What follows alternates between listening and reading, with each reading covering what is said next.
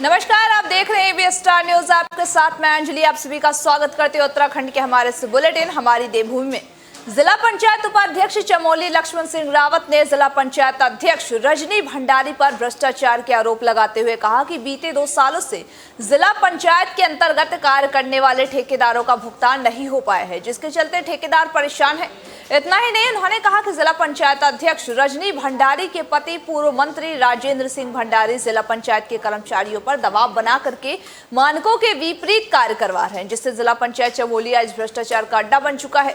जिला पंचायत अध्यक्ष अपना विवेकाधीन कोष सिर्फ अपने पति के विधानसभा में ही बांट रहे हैं और साथ ही जिला पंचायत के धन से सिर्फ अपने पति के विधानसभा में गेट बनवा रहे हैं। जिला पंचायत उपाध्यक्ष लक्ष्मण सिंह रावत ने कहा है कि जिला पंचायत के अंतर्गत कार्य करने वाले ठेकेदारों से 20% कमीशन लिया जा रहा है। ऐसे में आखिर ये सवाल है कि आखिर ठेकेदार कार्य करे तो कैसे करे। वही 12% जीएसटी कटता है, तो आप ये समझिए कि वो ठेकेदार क्या कमाता है। वो बेचारा यहाँ आएगा 5,000 रुपये खर्च करेगा और 5 बार आएगा तो कितने हज़ार वो खर्च करेगा। उसके बाद वो लास्ट में जब उसका काम जब ये पेमेंट कर देंगे, 1 साल बाद उसकी एनएससी का भुगतान होगा, जो 10% सिक्योरिटी मिलेगी उसमें उस समय भी आएगा, तो वो तो अपने घर से लगाएगा। तो इस प्रकार से भ्रष्टाचार बिल्कुल नहीं सह जाएगा। सरकार मौन बैठ की है, चाहे वो बीजेपी हो चाहे कांग्रेस हो। मैं किसी पार्टी का जिला पंचायत न सदस्य हूँ न उपाध्यक्ष हूँ। मैं निर्विरोध जिला पंचायत उपाध्यक्ष बना था और निर्दलीय जिला पंचायत उपाध्यक्ष हूँ। मुझे किसी से डरने की जरूरत नहीं है। अगर किसी ने मुझे धमकाने की बात की तो मैं नहीं डर सकता हूँ। अगर राजेंद्र भंडारी मुझे मराना चाहते हैं, उन्होंने मेरे को अपने घर पे बुलाकर मेरे साथ बदतमीजी की। देहरादून में अपने घर में बुलाया, मारपीट की मेरे साथ, और आज भी अपने लोगों से वो मुझे धमकाते हैं। मैं कहता हूं मंत्री जी, अगर तुम्हारे हाथों से मुझे मरना होगा तो मुझे वो मौत स्वीकार है, लेकिन मैं जनता के साथ, जिस जनता ने मुझे बना रखा है, जिसलिए मुझे बना रखा है, मैं उसकी गद्दारी कभी भी सहन नहीं कर सकता हूं। और ये मैं जिस दिन तक इनको पद से नहीं हटाया, ये भ्रष्टाचारियों को पद से नहीं हटाया, तो तब तक मैं चैन की सांस नहीं लूँगा। वही 12% जीएसटी कटता है, तो आप ये समझिए कि वो ठेकेदार क्या कमाता है। वो बेचारा यहाँ आएगा 5,000 रुपये खर्च करेगा और 5 बार आएगा तो कितने हज़ार वो खर्च करेगा। उसके बाद वो लास्ट में जब उसका काम जब ये पेमेंट कर देंगे। सरोवर नगरी नैनीताल में नैनीताल सांसद केंद्रीय रक्षा राज्य मंत्री अजय भट्ट ने आज आपदाग्रस्त क्षेत्रों का दौरा किया है। आपको बता दें कि आपदाग्रस्त क्षेत्रों के दौरान ही पीड़ितों ने केंद्रीय रक्षा राज्य मंत्री अजय भट्ट से आपबीती सुनाई है। इस दौरान कई लोगों ने अपनी नाराजगी भी व्यक्त की है। मंत्री अजय भट्ट ने कहा कि वह पीड़ा समझते हैं, इसके लिए फिलहाल वैकल्पिक व्यवस्था की जा रही है, अस्थायी व्यवस्था की योजना बनाई जा रही है। उन्होंने साथ ही कहा कि वह किसी से भी नाराज नहीं है, जनता का कहने का पूरा हक है। लोगों का आक्रोशित होना भी लाजमी है, उसको हम बुरा भी नहीं मानते हैं, पर इस समय हमारी सरकार पूरा इसका सॉल्यूशन चाहती है। जो नीचे हमारे कुछ परमानेंट मकान बने हैं, 50-60 लोग फ़िलहाल उसमें शिफ्ट हो जाएंगे, और जो लोग यहाँ पर वहाँ नहीं जाना चाहते हैं वो फ़िलहाल टेम्परेरी जो व्यवस्था हमने स्कूल से में करी हुई है, वहाँ पर उनके हर किस्म की वॉशरूम वगैरह बना के खाना पीना सब फ्री में रहेगा, उनका सब चीज़ें उसकी व्यवस्था करेंगे। और एक जगह पर हम परमानेंट देने की योजना बना रहे हैं कि वो पहले से भी चला हुआ है, रूसी बाईपास कहते हैं शायद उसे, तो वहाँ पर बड़ा अच्छा फील्ड भी है, वहाँ पर भी हम देख रहे हैं, क्योंकि सॉल्यूशन तो निकालना ही होगा। लोगों का आक्रोशित होना भी लाजमी है, उसको हम बुरा भी नहीं मानते हैं, पर इस समय हमारी सरकार पूरा इसका सॉल्यूशन चाहती है। जो नीचे हमारे कुछ परमानेंट मकान बने हैं, 50-60 लोग फ़िलहाल उसमें शिफ्ट हो जाएंगे, और जो लोग यहाँ पर वहाँ नहीं जाना चाहते हैं वो फ़िलहाल टेम्परेरी जो व्यवस्था हमने स्कूल से में करी हुई है, वहाँ पर उनके हर किस्म की वॉशरूम वगैरह बना के खाना पीना सब फ्री। तेज बारिश से धान की फसल को भारी नुकसान हुआ है, जिसको लेकर के किसानों के चेहरे पर मायूसी छाई है। डोईवाला में हुई अचानक तेज बारिश, ओलावृष्टि व साथ ही तेज हवाओं ने बारिश से गन्ने और साथ ही धान की फसलों को भारी नुकसान पहुंचाया है। धान की कटी कटाई फसल भीग गई, तो वहीं तेज हवाओं ने गन्ने की फसल को भी गिरा दिया, जिसके लिए किसानों ने मांग की है फसलों को जो भी नुकसान हुआ है उसका शासन द्वारा जायजा लिया जाए और साथ ही आकलन कर किसानों को उचित मुआवजा भी दिया जाए। ताकि किसानों के हुए नुकसान की कुछ भरपाई हो सके। आपको बता दें कि अभी कुछ ही दिनों पूर्व भी प्रदेश में लगातार 2-3 दिनों तक बारिश हुई थी और उस बारिश से भीगी फसलों को अभी किसान सुखा भी नहीं पा रहे थे कि कल शाम फिर से बारिश ने किसानों की मुश्किलों को बढ़ा कर रख दिया है, क्योंकि धान की फसल भीगने से चावल पूरी तरह से टूट चुका है, जिससे बाजार में ना तो मात्र ही भाव मिलते हैं। नुकसान का तो आधा नुकसान हो गया लगभग ना। ओले भी आए काफ़ी और बारिश भी थी और हवा थी बहुत ज़्यादा, तो इसमें लगभग आधा नुकसान हो गया धानों का। बोलो। हाँ, ये जो है ना, जब धान सुखा के छितवा के जब खुटवाएंगे ये टूट जाएंगे लगभग, और इसमें जो है मार्केट में रेट भी नहीं मिल पाएगा। हाँ, किसानों का बड़ा नुकसान है। वैसे तो गन्ना भी डोईवाला स्थित लच्छीवाला फ्लाईओवर के समीप नेशनल हाईवे पर बने गड्ढे हादसे को दावत दे रहे हैं। हालांकि उस गड्ढे पर सोशल मीडिया में खूब सुर्खियां भी बटोर रही हैं, पर आपको बता दें कि नेशनल हाईवे के अधिकारी इस और ध्यान तक देने को तैयार नहीं है। गड्ढों की वजह से राहगीरों को परेशानियों का सामना करना पड़ रहा है, तो वहीं साथ ही दोपहिया वाहन सवार इन गड्ढों की वजह से आए दिन चोटिल भी हो रहे हैं। हालांकि स्थानीय लोगों द्वारा इस गड्ढे को भरने की जगह जगह गुहार लगा चुके हैं, लेकिन फिर भी कोई सुनने को तैयार तक नहीं हुआ है। आपको बता दें कि डोईवाला के लच्छीवाला में भले ही फ्लाईओवर तो बना दिए गए हैं, लेकिन जिस पर देहरादून जाने के लिए व्यवस्था नहीं की गई है। पर देहरादून से डोईवाला आने के लिए पुरानी सड़क मार्ग से ही काम चलाना पड़ रहा है, लेकिन इस सड़क की देख रेख न होने की वजह से परेशानियों का खामियाजा आम जन को भुगतना पड़ रहा है।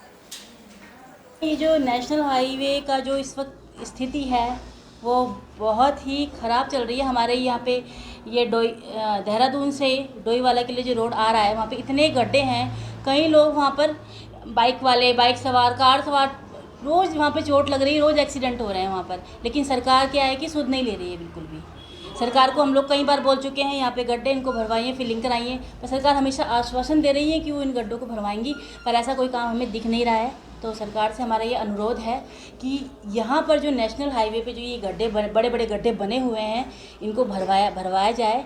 और काफ़ी हद तक अगर इन गड्ढों को भरवाया गया तो एक्सीडेंट होने से हमारे जो युवा हैं वो बच सकते हैं। ये जो नेशनल हाईवे अल्मोड़ा जिले के विकासखंड श्यालदे पहला संस्था ने शिक्षा के क्षेत्र में चल रहे पहल के प्रयासों के क्रम में नवोदय विद्यालय प्रवेश परीक्षा की तैयारी कर रहे छात्र छात्राओं को पेयर पैटगिल के तहत परीक्षा का आयोजन किया गया, जिसमें क्रम में कक्षा 6 हेतु प्रवेश लेने वाले छात्र छात्राओं एवं कक्षा 9 में प्रवेश लेने वाले तैयारी कर रहे छात्र छात्राओं ने प्रतिभाग किया है। इस अवसर पर अनेक अध्यापकों ने भी सहयोग दिया।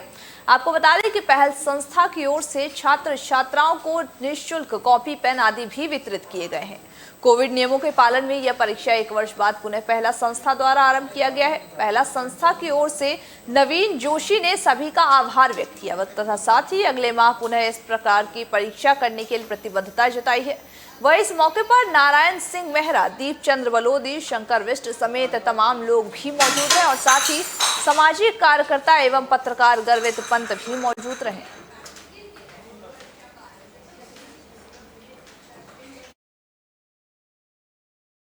लक्सर से होकर गुजरने वाली 72 रेलगाड़ियों को आज से 5 दिन तक के लिए बंद कर दिया गया। आपको बता दें कि लक्सर रेलवे स्टेशन पर चल रहे इंटरलॉकिंग कार्य के चलते ट्रेन प्रभावित हो रही है। हरिद्वार से ऐथल रेलवे ट्रैक को डबल किए जाने के चलते ये फैसला लिया गया है। रेलवे ने 5 दिन का मेगा ब्लॉक के कारण 11 अप डाउन गाड़ियों को भी रद्द किया है।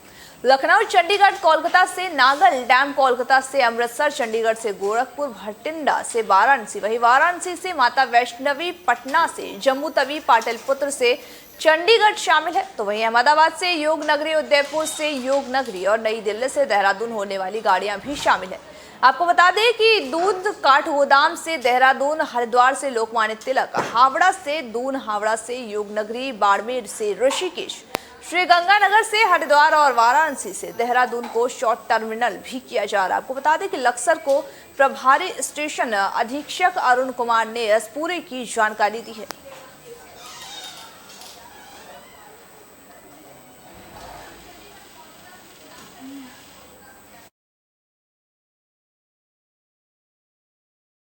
पिछले दिनों डबल रेड अलर्ट के लिए अतिवृष्टि के दौरान पिंडर घाटी के नारायण बगड़ प्रखंड के ग्राम पंचायत डुंगी में आलियो तोक में पानी की खराब लाइन ठीक करने गए गांव के ही 2 युवक पानी की लाइन ठीक करते वक्त अचानक पहाड़ी ढहने से हजारों टन मलबे के नीचे दब गए।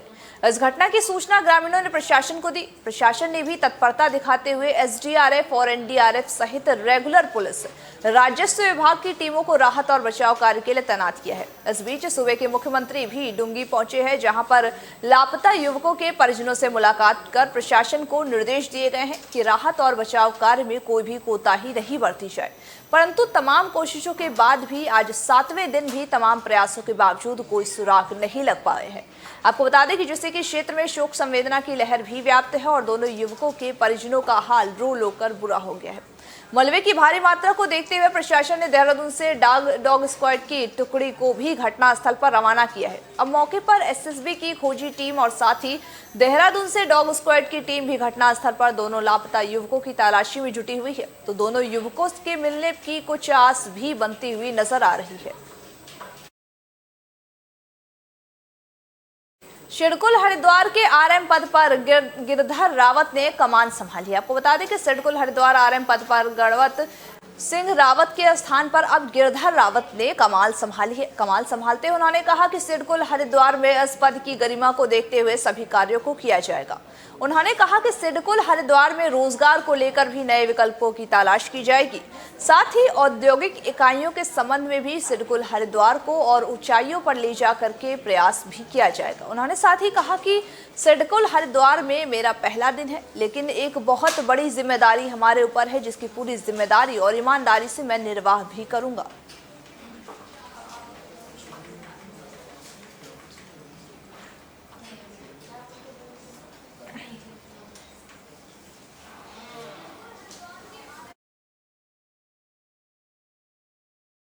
नैनीताल में युवक का शव झील में पड़ा हुआ मिला है। आपको बता दें कि सरोवर नगरी नैनीताल की झील में एक 42 वर्षीय युवक का शव मिला है। शव की शिनाख्त प्रकाश राम पुत्र प्रताप राम निवासी फांसी गधेर नैनीताल के रूप में हुई है। तो वहीं पुलिस ने शव को कब्जे में ले लिया है और पुलिस जांच में जुटी हुई है। आपको बता दें कि स्वर्गीय प्रकाश अविवाहित बताया जा रहा है। तो वहीं झील में आत्महत्या करने का अभी तक कोई भी खुलासा नहीं किया गया है।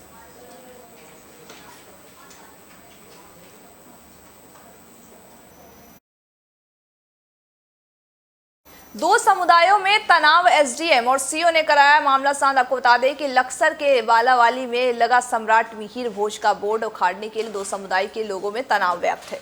तो वहीं तभी सूचना पर एसडीएम और सीओ पुलिस बल लेकर पहुंचे और साथ ही दोनों पक्षों को समझाया बुझाया गया। बाद में जांच कर बोर्ड उखाड़ने वालों पर कार्रवाई करने के लिए पुलिस को आश्वासन देकर के शांत कराया गया। आपको बता दें कि पुलिस ने आश्वासन देते हुए शांत कराया मामले को। वहीं हाल ही में आपको बता दें कि गुर्जर समुदाय के लोगों ने खानपुर थाने के बालावाली गांव के बाहर गुर्जर सम्राट मिहिर भोज के नाम का बोर्ड लगाया हुआ था। गांव के दूसरे समुदाय के लोग इस बात पर विरोध जता रहे थे। तो वहीं बीती रात ही किसी ने बोर्ड उखाड़ करके कहीं फेंक दिया।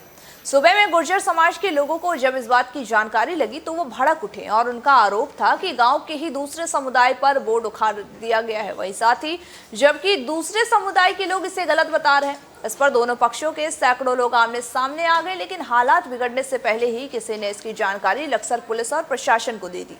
सूचना मिलते ही एसडीएम वैभव गुप्ता, सीओ बीएस चौहान, लक्सर कोतवाली के एसआई व साथ ही चौकी प्रभारी आशीष शर्मा भारी पुलिस बल के साथ वहां पहुंचे और दोनों पक्षों से वार्ता की गई। तो वहीं गुर्जर समाज के लोगों का कहना है कि दूसरे समुदाय के लोग बोर्ड लगाने के बाद से ही विरोध जता रहे थे, उन्होंने ही बोर्ड उखाड़ा होगा और इस पर पुलिस ने जांच कर बोर्ड उखाड़ने वालों के खिलाफ कार्रवाई का आश्वासन भी दिया है।